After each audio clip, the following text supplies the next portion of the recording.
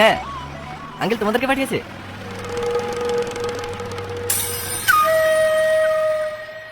তোমাদের মধ্যে প্রিয়াকে? তোমার নাম প্রিয়া?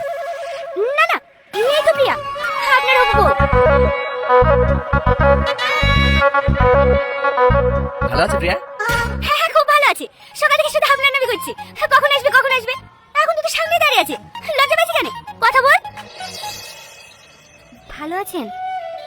হ্যাঁ ভালো আছি। তোমাকে দেখে তো চেনাই যাচ্ছে না। ছোটবেলায় কত মোটা সোটা ছিলে, খাওয়া দাওয়া করো না নাকি? আপনার জন্যই তো। আমি আবার কি করলাম?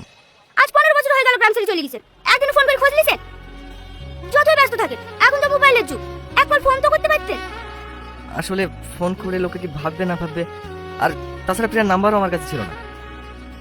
আমার না হয়তো ভুল হয়েছে, প্রিয়া তো ফোন করতে পারতো। জানেনই তো, মেয়েদের বুক ফাটি তো মুখ ফোটে না। আরে ছাড় না, দুলা ভাই তো চালিয়ে এসছে, দুদিন নিজে হাতে খাই দিবে, আমার মোটা হয়ে যাবে। এই চল চল, বাড়িতে সবাই অপেক্ষা করছে।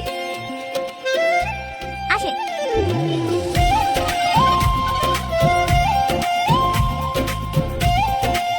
দুলা ভাই, আপনারা দুজন পাশাপাশি বসেন। না না ঠিক আছে। আরে বসেন না।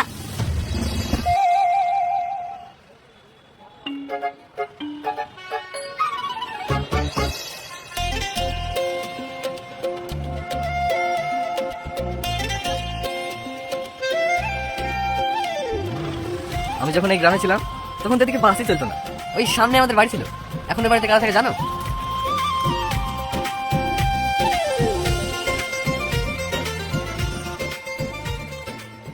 না, নিজেদের অত বড় ওষুধের দোকান রেখে আমার চাকরি করা, আমার জন্য ফার্মেসি ঠিক আছে। আর কলকাতা যাবেন না? আবার কলকাতা কি করতে যাবো? গ্রাজুয়েশন তো কমপ্লিট, গত মাসে ফাইনাল পরীক্ষা হয়ে গেল যে। আকাশ, কত বড় হয়ে গেছে মধু, সে এতটুকু বেলায় দেখেছি। তোমার বাবা মা ভালো আছে তো? হ্যাঁ ভালো আছে।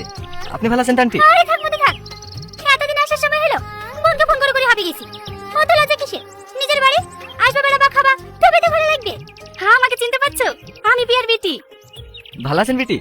হ্যাঁ, ছোটবেলায় আমার কাছে তো বেশি থাকতা, ভুলেই তো গেছো আমাদেরকে। এখন আর এসব কথা মনে থাকে? না না বিটি, কলকাতা ছিলাম তো, আর বাড়িও তো সেভাবে আসা হয় না। কেন মাঝখানে বাড়ি এসেছিলাম? এত করে বললু, দুদিন এসে বেরিয়ে গেলে হতো না? আকাশ চলে এসছে। ভালো আছে বাপ? হ্যাঁ আঙ্কেল, আপনি ভালো আছেন? হ্যাঁ একবারে সামাদের মতো দেখতে হয়েছে।